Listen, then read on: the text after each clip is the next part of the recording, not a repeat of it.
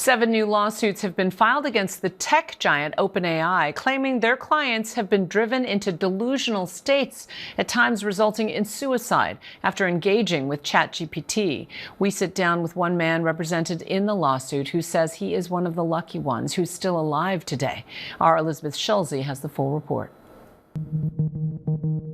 Imagine feeling for real that you are the one person in the world that can stop a catastrophe from happening. It's the potentially dangerous side of new age technology. Then ask yourself, would you ever allow yourself to sleep, eat, or do anything that would potentially jeopardize you doing and saving the world like that? Where lines become blurred between reality and delusion. And the answer is probably no, and that's what kind of happened to me.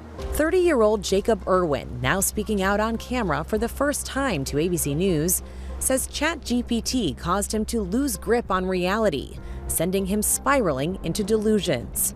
Jacob, who's on the autism spectrum, would go days without sleep, fueling manic episodes which he says landed him in the hospital after ChatGPT allegedly affirmed his belief that he could bend time.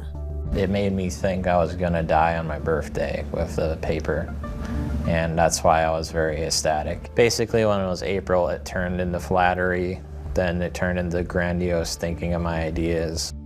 In the middle of his mania, he says he asked ChatGPT if he was crazy. His chatbot responds no, and he was in a state of extreme awareness.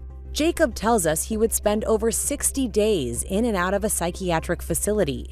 During this time, he attempted to jump out of a moving vehicle, and another time physically endangered his mother. For the first time in my entire life, I was afraid of my son. He's never had any kind of mania before. I've never experienced anyone with mania before. This is just completely foreign, and you're trying to understand this, and it is just absolutely nothing that it's not in your wheelhouse. You're not thinking, oh, my son's having a psychotic break. He's now filing a lawsuit against OpenAI, stating it designed ChatGPT to be addictive, deceptive, and sycophantic, knowing the product would cause some users to suffer depression and psychosis, yet distributed it without a single warning to consumers. Going on to add, the app's inability to recognize crisis posed significant dangers for vulnerable users. I am vulnerable, but there's millions of vulnerable people out there. The real question is, why is OpenAI making something that exploits that weakness and causes psychological distress? He thought that was his purpose in life, so he was changing the world, and now suddenly it was just this psychological warfare performed by a company trying to, the pursuit of profit. According to his lawsuit, in June, a psychiatrist diagnosed him with brief psychotic disorder, likely driven by AI and chatbot interactions. They've built a product that is defective.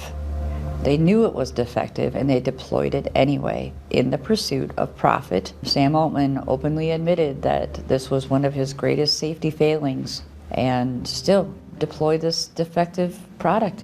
Jacob's lawsuit is one of 7 new complaints filed by attorneys representing families and individuals, accusing ChatGPT of emotional manipulation, supercharging harmful delusions, and acting as a suicide coach. In April of this year, OpenAI CEO Sam Altman announced it was rolling back its ChatGPT 4.0 update because it was overly flattering or agreeable, the same version Jacob says he engaged with for months. His case is part of a wave of lawsuits that have been filed against companies behind emerging AI products. In a statement to ABC News, OpenAI said this is an incredibly heartbreaking situation, and we're reviewing the filings to understand the details. We trained ChatGPT to recognize and respond to signs of mental or emotional distress, de-escalate conversations, and guide people toward real-world support. We continue to strengthen ChatGPT's responses in sensitive moments, working closely with mental health clinicians.